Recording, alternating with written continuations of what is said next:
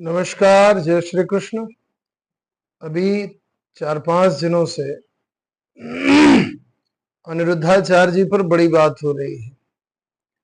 अच्छा, विवाद क्या है, ये थोड़ा सा एक भ्रम का विषय है। इसमें कोई ऐसा वीडियो नहीं दिखा कि उसमें समझ में आए कि ये बात हुई है एक किसी संप्रदाय के, किसी अखाड़े के एक महात्मा ने कहा कि 3 सितंबर को सेमारू टीवी पे 3 बजे के बाद वो कथा चल रही थी और मैं 3 बजे तक सोता हूँ। जैसे मैं उठा, मैंने टीवी खोला, देखा तो वो कथा चल रही थी। उसमें ये कह रहे थे कि उज्जैन में भगवान कृष्ण का विवाह हुआ है और भगवान महाकाल की नगरी है, भगवान शिव की नगरी है, इस नाते भगवान शिव कृष्ण के साले होते हैं। अच्छा, ये बात कही और एक बखेड़ा चुकी सोशल मीडिया के साथ में। जो मीडिया है, चाहे वो प्रिंट मीडिया हो, चाहे वो इलेक्ट्रॉनिक मीडिया हो, सबको एक विषय चाहिए। वर्तमान में पिछले 4-5 वर्षों से, 6 वर्षों से अनिरुद्धाचार्य की एक फैन फॉलोइंग है। उनके अनुयायी हैं, बहुत सारे अनुयायी हैं, करोड़ों में लोग उनको देखते हैं टीवी पर, खास करके महिलाएं। तो निश्चित बात है कि इतने सारे जिनके फॉलोवर्स हों, इतने सारे लोग देखने वाले हों, तो प्रसिद्धि में कोई कमी है नहीं। और कई बार उस प्रसिद्धि से भी ईर्ष्या होती है लोगों को, अक्सर देखने में आता है। क्योंकि अनिरुद्धाचार्य में ठीक है, ज्ञान अपने स्तर पे है, लेकिन ज्ञान से अधिक महत्वपूर्ण होता है व्यक्ति के कर्म। उसके द्वारा किए हुए कर्मों से समाज पर उसका क्या प्रभाव पड़ता है। तो मुझे ऐसा नहीं लगता कि अनिरुद्धाचार्य जी का कोई कर्म ऐसा है जिससे समाज में कोई नकारात्मक प्रभाव होता हो। गौरी गोपाल आश्रम चलाया हुआ है, तो बहुत सारी माताएं वहां सेवित होती हैं, लोग जाकर के छोड़ के आते हैं, सुनते हैं, सब लोग सुनते हैं। तो यहाँ पर ज्ञान पक्ष कैसा भी हो, कर्म पक्ष इतना मजबूत है कि ज्ञान पक्ष की अवहेलना कई बार हो जाती है। लेकिन अब चूंकि प्रसिद्धि है तो कई लोगों को स्वाभाविक ईर्ष्या भी होती है। ये बयान आया कि नहीं आया, मैंने तो नहीं देखा भाई। लेकिन अब चूंकि महाराज जी कह रहे हैं, संत हैं वो भी, तो मैं मान लेता हूं कि बयान आया, कुछ कहा होगा। यद्यपि स्वयं अनिरुद्धाचार्य जी भी इस बात को कहते हैं कि वो वीडियो मेरे संज्ञान में भी नहीं आया कि मैंने कब क्या कहा था, लेकिन फिर भी उन्होंने माफी मांग ली। तो माफी क्यों मांग ली, ये बड़ा विषय है। अनिरुद्धाचार्य ने माफी मांगी, ये उनका बड़प्पन है।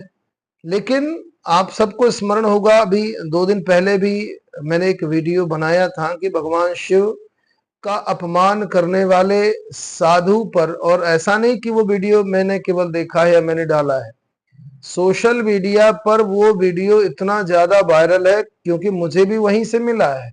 और मैंने देखा तो मैं आश्चर्यचकित रह गया कि ऐसी मान्यताओं वाले लोग भी इस भारतवर्ष में हैं जो भगवान शिव से भी ऊपर अपने आप को मानते हैं।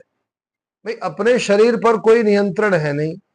बाल अवस्था में पैदा हुए थे, वृद्धावस्था आ गई, शरीर छूटने को है, लेकिन हम शिव से भी ऊपर, शिवलिंग के ऊपर पैर रख करके धुलवाना और धोना, ये दोनों महाअपराध हैं।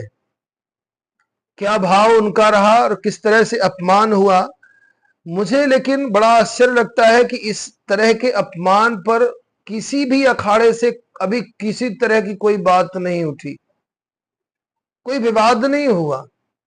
क्योंकि जिन्होंने अपने पैर शिवलिंग पर रखवाए हैं उनको कोई जानता नहीं, उनको कोई जानता नहीं, इसलिए उनके न जानने से किसी को कोई फायदा होगा नहीं। कौन है, कहां से हैं, कौन महात्मा है, इससे कोई किसी को कोई फर्क पड़ने वाला कहां है।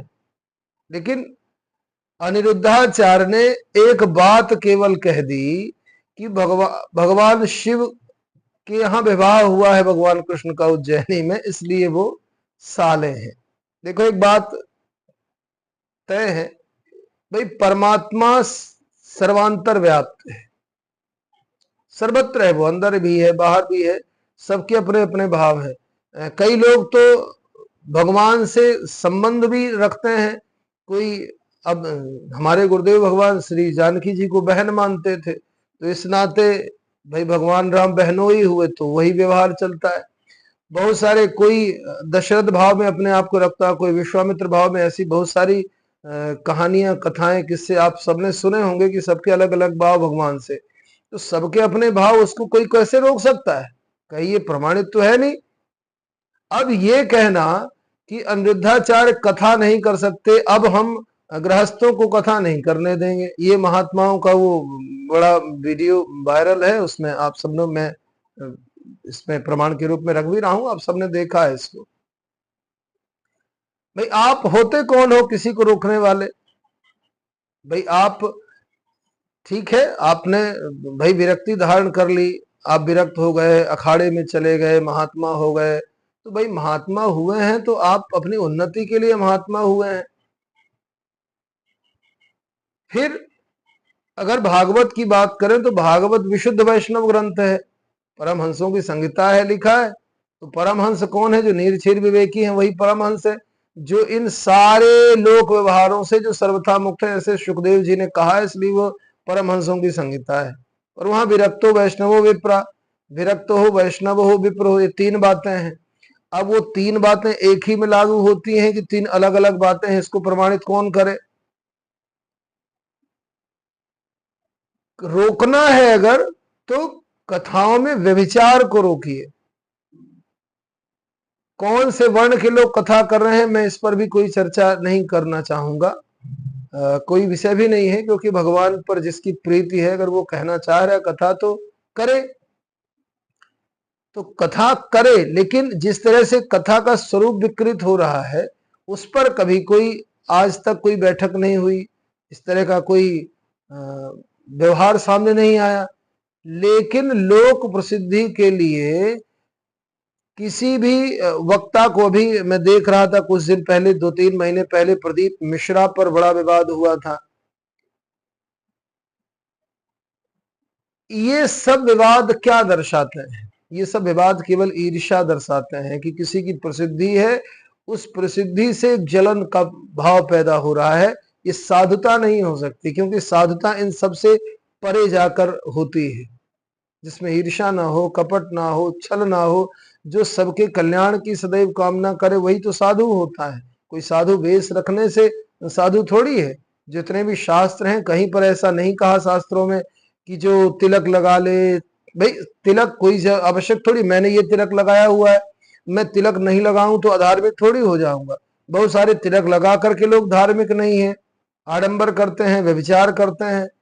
तो कोई खड़ा तिलक लगाता है, इसी तिलक में अलग अलग संप्रदायों के तिलक हैं, तो तिलक लगा लेने से कोई साधु नहीं हो जाता। वस्त्र पहन लेने से, मैं पैंट शर्ट पहनूंगा तो असाधु नहीं हो जाऊंगा, और इस वेश में भी अगर मेरे कृत्य ठीक नहीं है तो साधु नहीं हो जाऊंगा। लेकिन अनिरुद्धाचार्य ने माफी मांग ली, उन्होंने देखा भी नहीं, विचार भी नहीं किया कि मैंने कोई वीडियो कब डाला है। इतने सारी बातें, इतनी सारी कथाएं हैं, इतने सारे वीडियो हैं कि लाखों लाख में वीडियो कहां तक देखेंगे भाई। और उन महाराज जी ने भी उस वीडियो को प्रसारित नहीं किया जहां उन्होंने देखा है। बस कौवे ने कान पकड़ा, कौवा कान ले गया, ऐसी कथा चल रही है।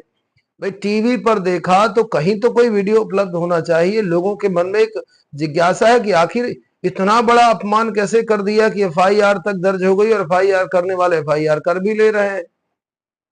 भाई सारे लोग, भीड़ इकट्ठी जाएगी, और आश्चर्य लगता है कि माने जैसे एक राजनीतिक व्यक्ति चिल्ला रहा हो, कुछ लोग खड़े होकर के खड़े कर लिया, हाय हाय अनिरुद्धाचार्य, अनिरुद्धाचार्य, अनिरुद्धाचार्य, अनिरुद्धाचार्य, अनिरुद्धाचार्य, हाय हाय हाय हाय। ये साधुता के लक्षण थोड़ी है महाराज। लेकिन अब खड़े होकर के जैसे आंदोलन करना हो, प्रदर्शन करना हो, जैसे राजनीतिक कार्यकर्ता करते, वैसा प्रदर्शन करना, और संभवतः कि कोई विवाद ना बढ़े, बड़ी शांति से अनिरुद्धाचार्य जी ने क्षमा मांग लिया कि मुझे मालूम नहीं है कि क्या है, लेकिन मैं फिर भी संत चरणों में क्षमा याचना कर रहा हूं। और वास्तव में संतों से क्षमा मांगने में कोई दोष नहीं है। अहंकार शून्य व्यक्ति ही ये कर सकता है। जिसको अहंकार है वो कहाँ क्षमा मांगेगा। और क्षमा करता भी वही है जिसको अहंकार नहीं है। जो क्षमा नहीं करता है उससे बड़ा अहंकारी संसार में कोई नहीं होता है। क्षमा मांगने पर क्षमा ना करे ये साधुता का लक्षण तो हो ही नहीं सकता।